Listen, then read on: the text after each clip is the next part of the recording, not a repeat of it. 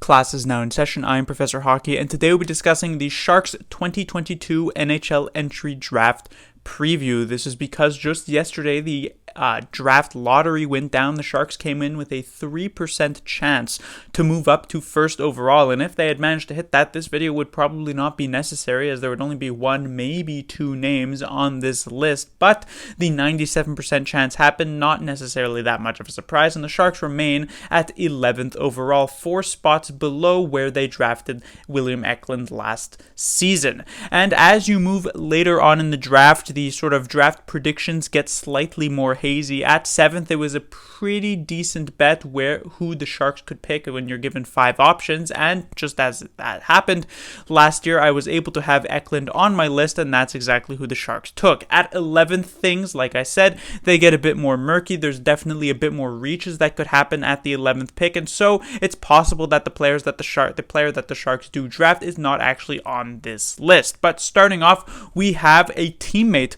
of William Eklund, which is why he's at the top of this list, Jonathan Lekkerimäki. This is a bit of a difficult pick to pull off, as there are multiple people who have him in the late top 10, usually coming in around 8th, 9th, and sometimes even 10th, but there is definitely the real possibility that he does survive on the board until 11th and that the Sharks could pick him up.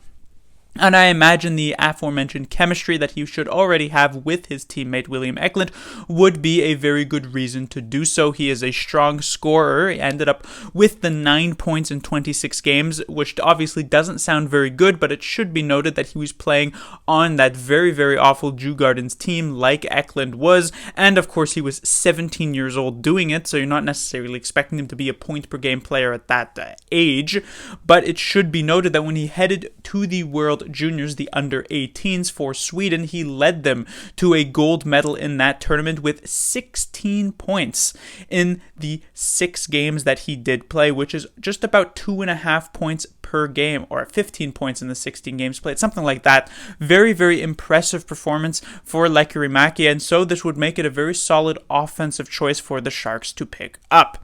The second option here on this list is a centerman, Brad Lambert, a player who early on in the mock drafts this season was much higher up on the list, was at times, a top 5 to potentially even top 3 player, but a lack of consistency thus far in his sort of draft year season has caused him to drop. Still has a lot of those factors that make scouts extremely happy, which is of course his skating, which is something that is a big deal for a lot of scouts, especially when you are a somewhat smaller player like Lambert is.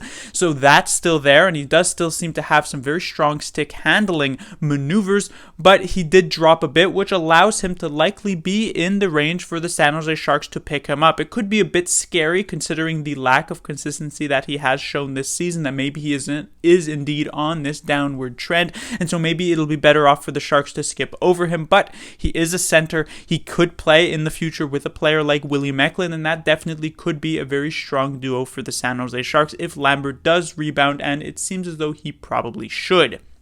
The final option I have here in the forward position is actually slightly different from the other two, which would be Cutter Gauthier. You see, while the other two players on this list were somewhat smaller, more offensively skilled type of players, Cutter Gauthier kind of goes in the opposite direction. A bigger player at 6'3", if I'm not mistaken, over 200 pounds. A left winger, still obviously has a knack for the net. You're not going to be, even if you're like 6'10", if you're not able to actually score goals and put up points, you're not going to be in near the top 10 of the NHL entry draft, at least these days.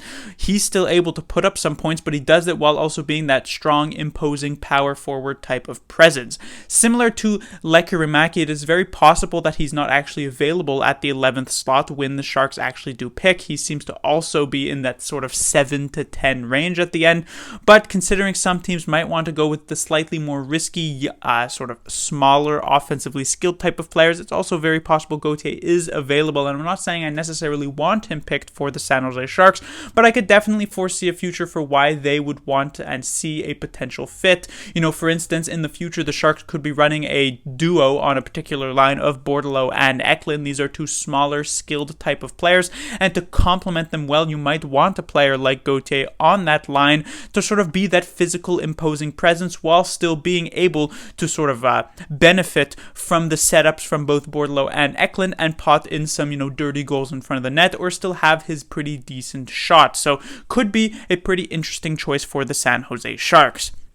Now, moving on to the next couple of players, it should be noted that while you're usually looking at the 11th overall pick to take the best player available, like I mentioned earlier, since things get a bit more murky at this point of the draft, you could also still kind of stretch a bit to try and fit a positional need for the team. And a couple of years ago, I was consistently mentioning that the Sharks were very, very barren when it came to forward prospects, and as such, over these past couple of years, as expected, the Sharks were very, very dedicated into picking up forwards to fill up their prospect cupboard. Players like Weisblatt as their first round pick in the 2020 draft. They picked up Bordelot as well. Last year we had Eklund, there was Robbins, there's also Coe as well. So generally the Sharks definitely loaded up on forward, which made it so that they are somewhat lacking in the defensive side of things at this point. There is of course Ryan Merkley leading the way, but he is slightly older at this point and should be graduating to the San Jose Sharks full time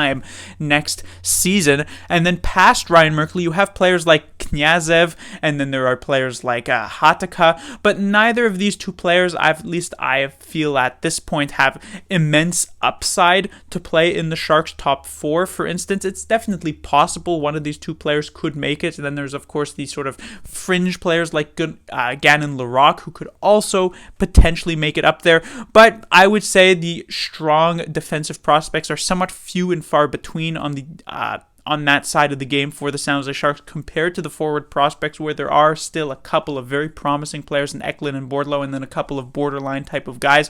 So you might want to try and go for a defenseman as your first round pick in this year's draft. And while they're maybe not as sort of immense, top 10 potential, there are definitely a few defensemen in the draft who are expected to go in around the 10 to 15 range that the Sharks could go for. The first one would be Denton Matichuk, and it should be noted when it comes to defensemen that are usually outside, let's say, the top 2 or top 3 picks, they all usually have extremely similar scouting reports, which is usually that they are very strong on the offensive side of things. They can, control the puck. They are a good quarterback for a particular power play, but they leave a bit of their defensive game lacking. You see, the fact is that if they actually had a strong defensive game to go with their offensive game, they'd probably be a top 3 pick. And if they had a strong defensive game but no offensive game, they wouldn't really be near the top 10, because at this point in the NHL in 2022, you're much more looking for a player who can play strong offense and pretty good defense compared to the other way around. I mean, just look at some of the top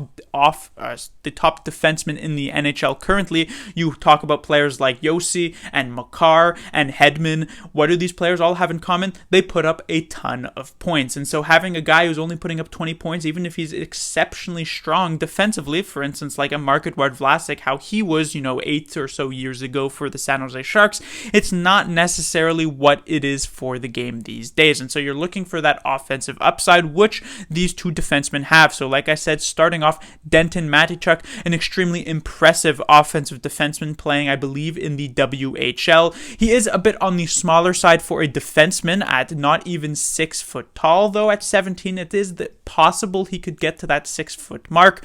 And like I mentioned, leaves a bit to be desired on the defensive side of things, but still could be picked up. And the other defenseman would end up being Pavel Mintyukov. He's also a left-handed defenseman like Matichuk, also very, very strong on the offensive side of things, a bit bigger, which could be something that the Sharks could go looking for, and also struggles on the defensive side of things, so these two defensemen share that in common. But that will do it for this preview. Like I mentioned, at 11th, a bit more difficult to actually predict who might end up getting drafted, and there are a couple of players who I did not end up putting on this list just so that I didn't have like a million players here.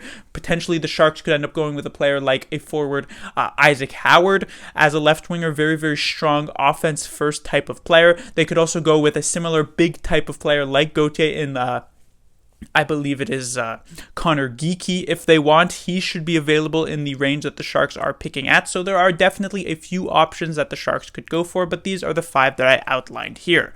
Class dismissed.